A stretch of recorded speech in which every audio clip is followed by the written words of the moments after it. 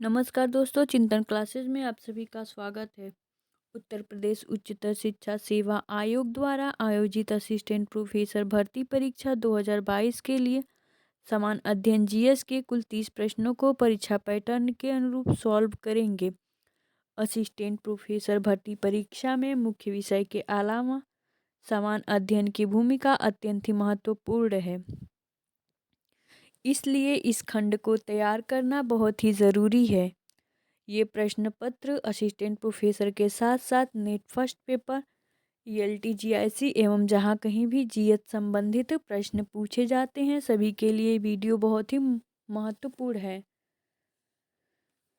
तो आज है प्रैक्टिस सेट नंबर 50। तो जो लोग चैनल पे नए हो चैनल को सब्सक्राइब कर ले, बेल आइकन को ऑन कर ले ताकि जो भी वीडियो डाली जाए उसका नोटिफिकेशन आपको मिल सके। तो आइए शुरू करते हैं प्रैक्टिस सेट नंबर 50 का प्रश्न नंबर पहला। तो इसमें हम सिर्फ प्रश्न पढ़ेंगे और उसका उत्तर बताएंगे, क्योंकि चारों ऑप्शन पढ़ने में बहुत ही लंबा वीडियो हो जाता है, तो इसीलिए सिर्फ हम प्रश्न पढ़ेंगे और उसका उत्तर बताएंगे। तो आइए शुरू करते हैं प्रैक्टिस सेट नंबर 50 का प्रश्न नंबर पहला। प्रश्न नंबर पहला है, खेलो इंडिया नेशनल यूनिवर्सिटी गेम्स 2023-24 की मेजबानी कौन सा राज्य करेगा? तो ये करंट से संबंधित प्रश्न है, तो इसका हो जाएगा उत्तर प्रदेश। प्रश्न नंबर ए का हो जाएगा ऑप्शन नंबर डी हो जाएगा। तो ये करंट से संबंधित प्रश्न है, तो थोड़ा इसके बारे में भी जान लेते हैं। खेलो इंडिया नेशनल यूनिवर्सिटी गेम्स 2023-24 की मेजबानी उत्तर प्रदेश द्वारा की जाएगी। उत्तर प्रदेश के 4 शहर हैं इसमें शामिल। 4 शहर हैं गोरखपुर, लखनऊ, वाराणसी और नोएडा में इसका आयोजन किया जाएगा। तो खेलो इंडिया नेशनल यूनिवर्सिटी गेम्स 2023-24 की मेजबानी उत्तर प्रदेश राज्य करेगा और इसमें 4 जिले उत्तर प्रदेश के 4 जिले शामिल हैं, जिसमें लखनऊ है, गोरखपुर है, वाराणसी और नोएडा है। तो आइए देखते हैं नेक्स्ट प्रश्न। प्रश्न नंबर दूसरा है, क्यूएस एशिया यूनिवर्सिटी रैंकिंग 2023 में कौन सा संस्थान शीर्ष पर है? तो ये हो जाएगा पेकिंग यूनिवर्सिटी। प्रश्न नंबर दूसरे का हो जाएगा ऑप्शन नंबर बी हो जाएगा। क्यूएस एशिया यूनिवर्सिटी रैंकिंग 2023 में पेकिंग यूनिवर्सिटी संस्थान शीर्ष पर है। तो थोड़ा इसके बारे में भी जान लेते हैं। क्वाक्वेरली साइमंड्स इसका पूरा पूरा नाम है। क्यूएस का क्वाक्वेरली साइमंड्स एशिया यूनिवर्सिटी रैंकिंग 2023 में अलग अलग पैरामीटर्स के आधार पर 760 एशियाई विश्वविद्यालयों का मूल्यांकन कर रैंकिंग जारी की गई है। चीन के पेकिंग यूनिवर्सिटी पूरे 100 अंकों के साथ शीर्ष पर है। तो ये जो पेकिंग यूनिवर्सिटी है ये किस देश की है? तो चीन की है। नेक्स्ट प्रश्न, प्रश्न नंबर 3 है। प्रश्न नंबर 3 थोड़ा सा बड़ा है तो इसको छोटा कर लेते हैं।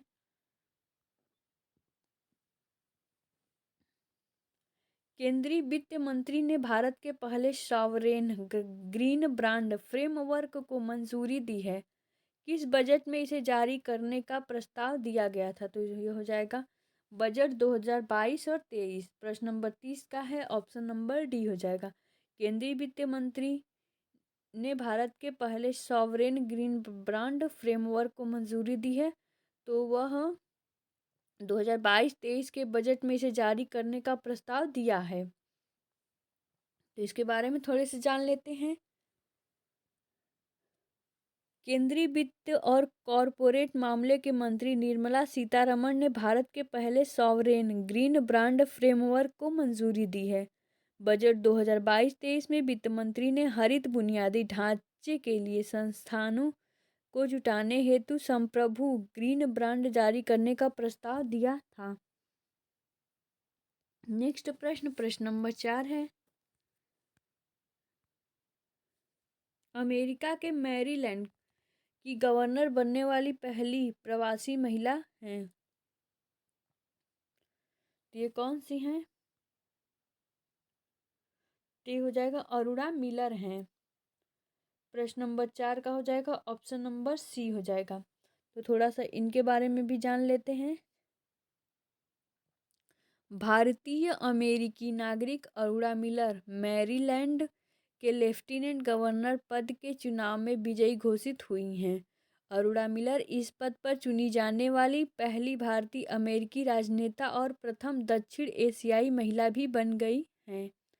नेक्स्ट प्रश्न, प्रश्न नंबर 5 है।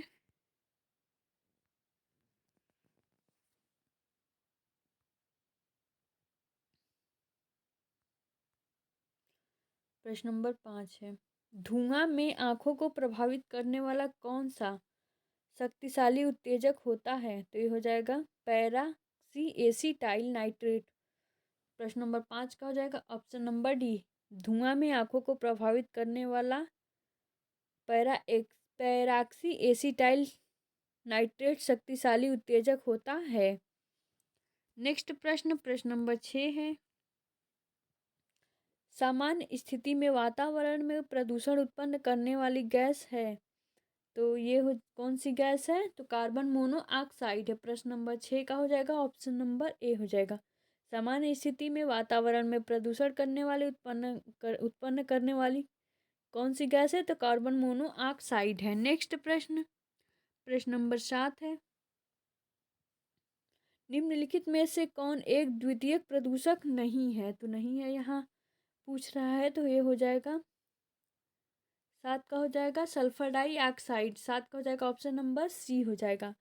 तो ये सल्फर डाइऑक्साइड जो है द्वितीयक प्रदूषक नहीं है। नेक्स्ट प्रश्न, प्रश्न नंबर 8 है। अधूरे प्रज्वलन, यहाँ डबल ज रहना चाहिए, तो ये एक ही ज है। अधूरे प्रज्वलन के कारण मोटर कार एवं सिगरेट से निकलने वाली रंगहीन गैस है, तो कौन सी गैस है? तो कार्बन मोनोऑक्साइड। प्रश्न नंबर 8 का हो जाएगा ऑप्शन नंबर सी हो जाएगा। अधूरे प्रज्वलन के कारण मोटर कार एवं सिगरेट से निकलने वाली रंगहीन गैस कार्बन मोनोऑक्साइड है। नेक्स्ट प्रश्न, प्रश्न नंबर 9 है। डेंगू एक बुखार है जो उत्पन्न होता है तथा दूसरे मनुष्य में पहुंचता है, तो कैसे उत्पन्न होता है और कैसे दूसरे मनुष्य में पहुंचता है? तो बैक्टीरिया तथा मादा क्यूलेक्स मच्छर द्वारा। प्रश्न नंबर 9 का ऑप्शन नंबर बी हो जाएगा। डेंगू एक बुखार है जो उत्पन्न होता है बैक्टीरिया द्वारा तथा दूसरे मनुष्य में पहुंचता है मादा क्यूलेक्स मच्छर द्वारा। नेक्स्ट प्रश्न, प्रश्न नंबर 10 है। जिनके भीतर अनुक्रम आधार परिवर्तन कहलाता है, तो जिनके भीतर अनुक्रम आधार परिवर्तन होता है वो क्या कहलाता है? तो वो है उत्परिवर्तन कहलाता है। प्रश्न नंबर 10 का हो जाएगा ऑप्शन नंबर सी हो जाएगा। नेक्स्ट प्रश्न, प्रश्न नंबर 11 है। निम्न में से कौन निर्गम उपकरण नहीं है? तो ये नहीं है फिर पूछ रहा है, तो नहीं है को थोड़ा सा गोला कर लेते हैं, तो ये हो जाएगा प्रश्न नंबर 11 का हो जाएगा ऑप्शन नंबर सी हो जाएगा। प्रकाशित लक्षण अभिज्ञाता, निम्न में से कौन निर्गम उपकरण नहीं है? तो प्रकाशित लक्षण अभिज्ञाता ये निर्गम उपकरण नहीं है।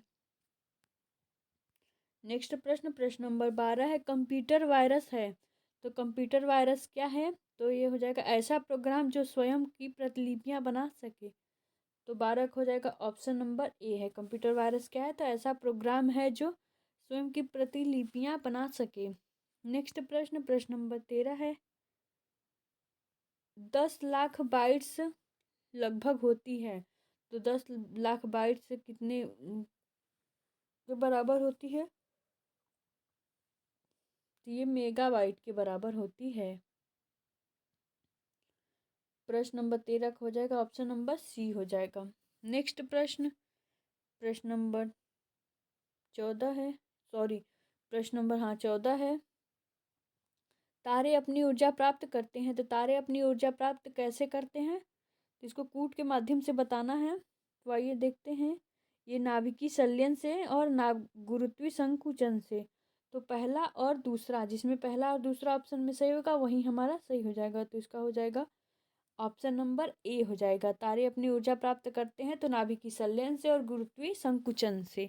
14 का हो जाएगा ऑप्शन नंबर ए हो जाएगा। नेक्स्ट प्रश्न, प्रश्न नंबर 15 है, निम्नलिखित में से कौन सा सही सुमेलित नहीं है? फिर नहीं है वाले प्रश्न आए, तो ये हो जाएगा अमजद अली खान पखावज, ये सही सुमेलित नहीं है। 15 का हो जाएगा ऑप्शन नंबर डी हो जाएगा।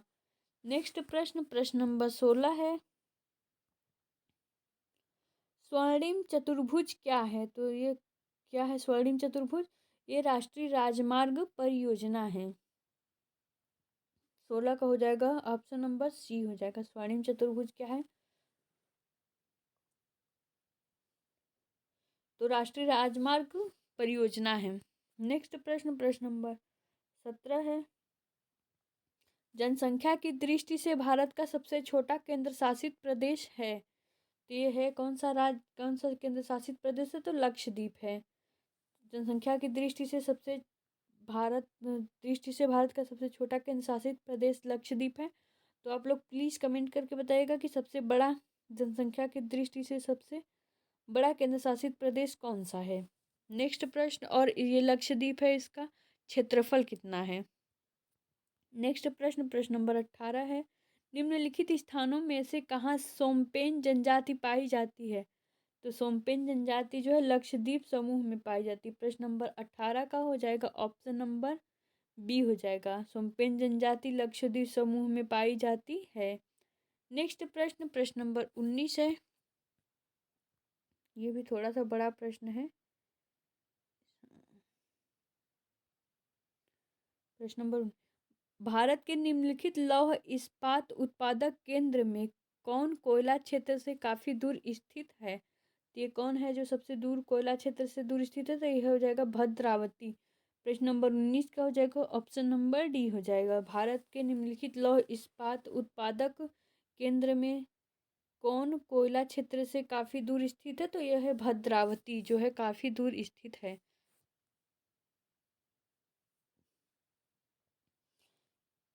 प्रश्न नंबर 20 है, निम्नलिखित शैल तंत्रों में से कौन सा धात्विक खनिजों में सर्वाधिक संपन्न है? तो ये कौन सा है? तो ये है धारवाड़ क्षेत्र है। प्रश्न नंबर 20 का हो जाएगा ऑप्शन नंबर डी हो जाएगा।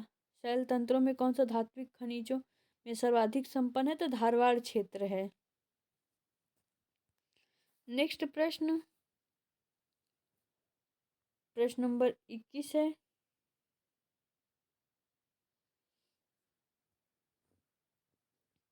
जब भारतीय रिजर्व बैंक, थोड़ा सा प्रश्न बड़ा है,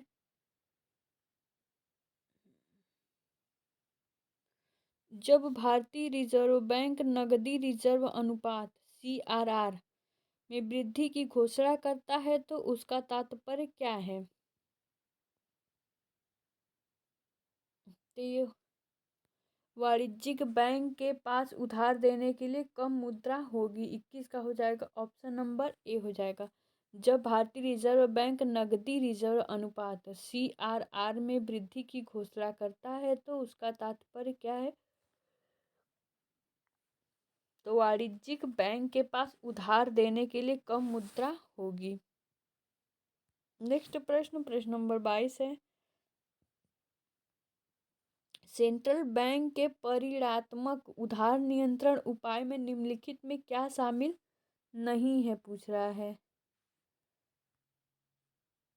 तो क्या शामिल नहीं है? तो 22 का हो जाएगा नैतिक दबाव। 22 का हो जाएगा ऑप्शन नंबर डी हो जाएगा। सेंट्रल बैंक के पास परिणात्मक उधार नियंत्रण उपाय में निम्नलिखित में क्या शामिल नहीं है? तो नैतिक दबाव इसमें शामिल नहीं है। नेक्स्ट प्रश्न, प्रश्न नंबर 23 है,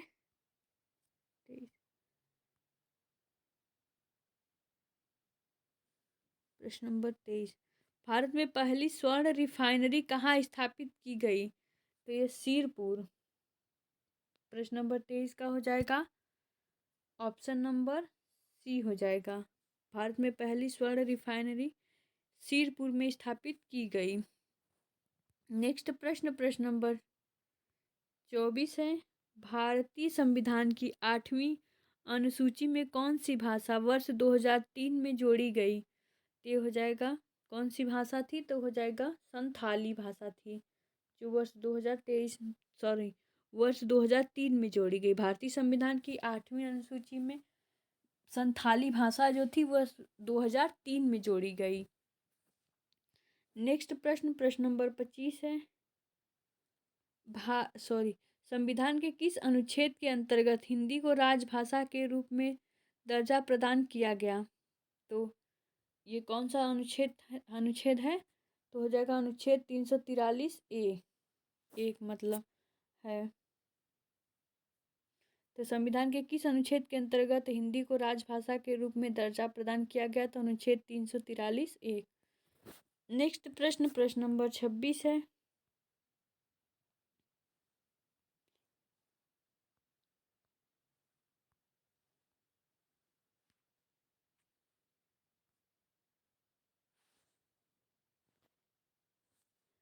व्यापार संघ के संविधान की 7वीं अनुसूची में की गई यह किस सूची में सूचीबद्ध है? तो फिर से प्रश्न पढ़ते हैं। प्रश्न नंबर 26। व्यापार संघ भारत के संविधान की 7वीं अनुसूची में की गई यह किस सूची में सूचीबद्ध है? तो 26 तो ये किस सूची में सूचीबद्ध है? तो समवर्ती सूची में। प्रश्न नंबर 26 का हो जाएगा ऑप्शन नंबर बी हो जाएगा। नेक्स्ट प्रश्न नंबर 27 है। निम्नलिखित में से किसने भारत के अंग्रेजी उपनिवेश नियंत्रण की आलोचना में अन्य ब्रिटिश पदावली का उपयोग किया था? तो ये हो जाएगा ये दादा भाई नौरोजी ने किया था। 27 का हो जाएगा ऑप्शन नंबर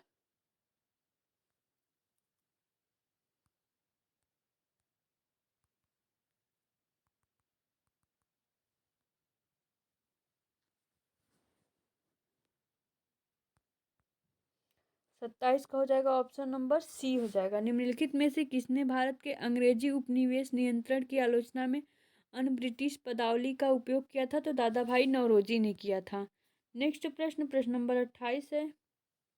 राजा राम मोहन राय और डेविड हेयर निम्नलिखित किस स्थापना से जुड़े थे? ये हो जाएगा हिंदू कॉलेज। प्रश्न नंबर 28 का हो जाएगा ऑप्शन नंबर ए हो जाएगा। हिंदू कॉलेज से जुड़े थे ये लोग। नेक्स्ट प्रश्न नंबर 29 है। 1857 के विद्रोह के संदर्भ में निम्नलिखित में से किसे उसके मित्र ने धोखा दिया तथा उसे अंग्रेजों द्वारा बंदी बनाकर मार दिया गया? तो वो कौन थे? तो वो थे खान बहादुर खान। प्रश्न नंबर 29 का हो जाएगा ऑप्शन नंबर सी हो जाएगा। 1857 के विद्रोह के संदर्भ में निम्नलिखित में से किसे उसके मित्र ने धोखा दिया तथा अंग्रेजों द्वारा बंदी बनाकर मार दिया गया? तो वो थे खान बहादुर खान थे। नेक्स्ट प्रश्न और इस प्रैक्टिस सेट नंबर 50 का अंतिम प्रश्न है। तो शोध कार्य करने की प्रक्रिया में परिकल्पना को सूत्रबद्ध करने के पश्चात आता है। तो क्या आता है? तो शोध उपकरण का चयन करना आता है। प्रश्न नंबर 30 का हो जाएगा ऑप्शन नंबर सी हो जाएगा। शोध कार्य करने की प्रक्रिया में परिकल्पना को सूत्रबद्ध करने के पश्चात शोध उपकरण का चयन करना आता है। तो ये प्रैक्टिस सेट नंबर 50 थे, जिसमें हमने 30 प्रश्नों को सॉल्व कर लिया। तो जो लोग चैनल पे नए हो चैनल को सब्सक्राइब कर लें और वीडियो को ज़्यादा से ज़्यादा शेयर करें, लाइक करें और कमेंट करें, ताकि जो भी वीडियो डाली जाए उसका नोटिफिकेशन आपको मिल सके। तो धन्यवाद दोस्तों, मिलते हैं नेक्स्ट वीडियो में।